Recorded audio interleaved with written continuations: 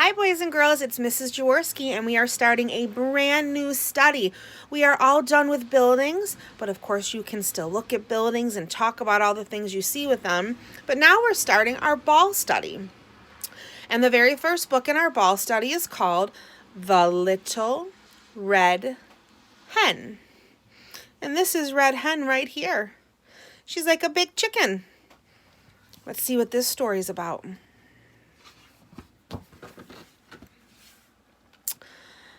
The Little Red Hen. And I see an L right there for Leanna. Hi, Leanna. Once upon a time, there were 4 friends who lived together in a barnyard. A dog, a goose, a cat, and a little red hen. Let's see if there really are 4. 1, 2, 3, 4. The dog was a lively pup who liked to play all day. After all, he said, who will chase balls and do tricks if I don't?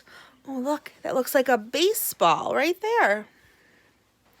The cat was a handsome animal who liked to groom himself. After all, he said, who will take care of my good looks if I don't? The goose was a talkative bird who liked to gossip. After all, she said, who will share the news of the day if I don't? And the little red hen? She just liked to figure out what needed doing it and do it. So there's our puppy playing ball, and our kitty making himself look handsome, and our goose who liked to talk a lot, and little red hen who was always thinking of what needed to be done. One day, the 4 friends decided to move together to a cozy cottage near the river. They were happy there. Oh, look, there's their cottage. That's a building. It has a door and stairs, the roof, the chimney. Oh, and looks like there's smoke coming out of the chimney. The dog played all day in their big front yard. The goose waddled to the farmyard each morning and always came back with new stories to share.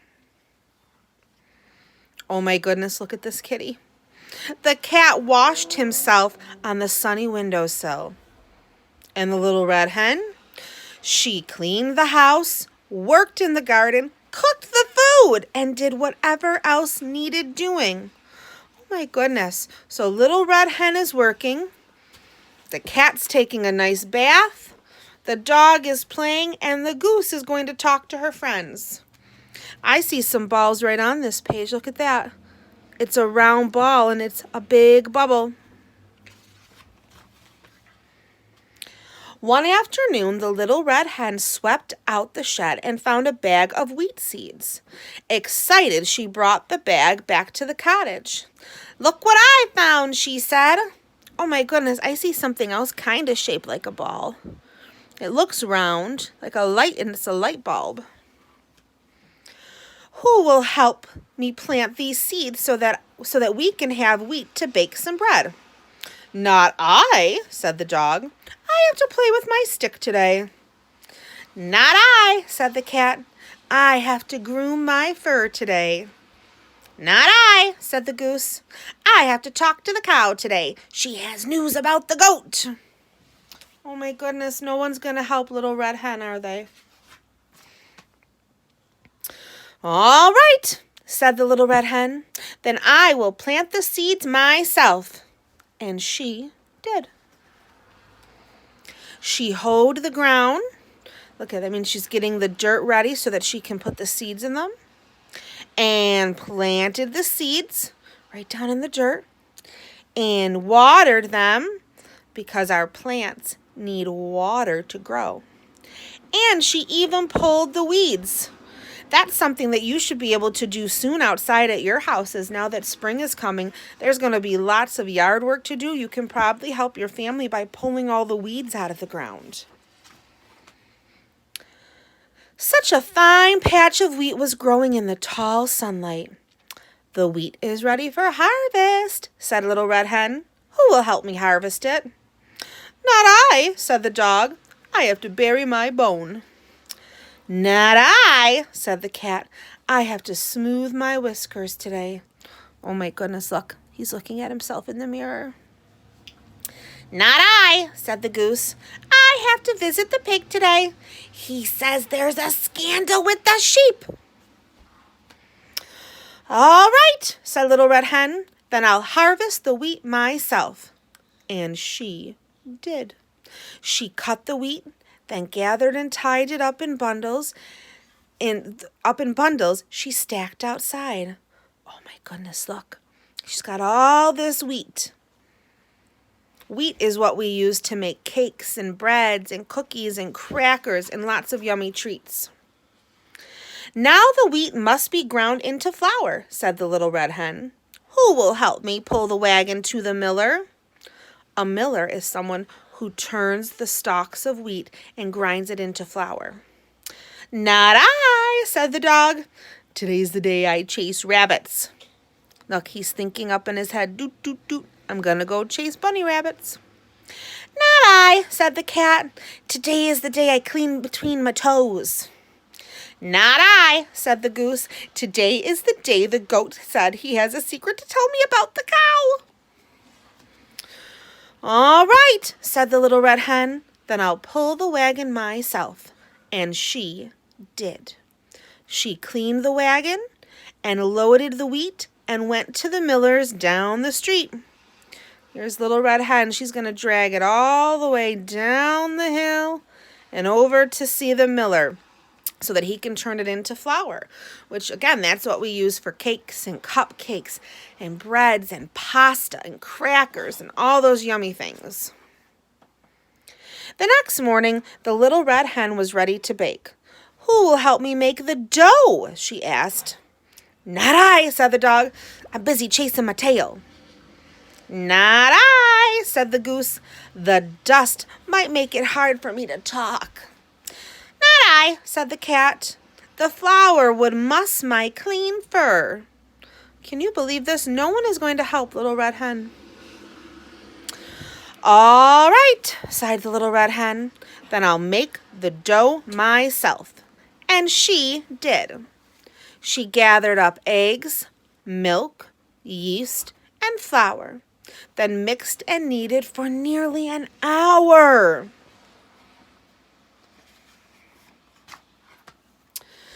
"Now," said the Little Red Hen, though she already knew the answer, "who will help me bake the bread?" "Ooh, not I," said the dog. "It's time for me to take a nap." "Oh, not I," said the cat. "I really must get my beauty sleep." "Not I," said the goose. "I absolutely must rest my voice." "All right," said the Little Red Hen. "Then I'll bake the bread myself." And she did. She built the fire, a difficult chore. She slid the pan through the oven door. She cleaned the mess that the baking had made, and finally went out to rest in the shade. There's the bread, cooking in that big open oven. See the fire? That's what's going to cook the bread. As the afternoon wore on, the wonderful aroma of baking bread drifted through the cottage. It tickled the noses of the napping dog, the sleeping cat, and the resting goose. Aroma. That's a big word for the smell. They can all smell the delicious bread. They sniffed. They smiled. They opened their eyes. "Oh, what is that heavenly smell?" asked the goose. "Why, that's just my fresh baked bread," said the Little Red Hen. "Who will help me eat it?" "I will," said the dog, jumping up from the rug. "Oh, I will," said the cat, leaping down from the window. "I will," screeched the goose, forgetting to rest her voice. Oh, it seems they all want to eat the bread now, don't they? You will? Asked the little red hen. But you let me do everything else. I hoed the ground and planted the seeds. I watered them well and pulled the weeds. I cut the wheat, then gathered and tied it up in bundles and stacked it outside. I think she's making a rhyme, boys and girls. Oh, don't mind my feet. I cleaned the wagon and loaded the wheat and went to the miller's down the street. I gathered up eggs, milk, yeast, and flour, then mixed and kneaded for nearly an hour. I built the fire, a difficult chore, and slid the pan through the oven door. I cleaned the mess that the baking had made, and then, only then, did I rest in the shade. So do you know what? I think I'm going to eat this bread myself. And she did. Oh my goodness, she's eating that delicious bread because she put in all of the work when none of her friends would help her. But the next time the little red hen needed help around the house, nobody said, "Not I." Oh, look at everyone helping. Look, the doggie's pulling the weeds. The cat is bundling up the hay. Look at the goose. It looks like she might have picked corn. They're all helping Little Red Hen this time because they want to be able to have the nice treats afterwards. Bye, boys and girls.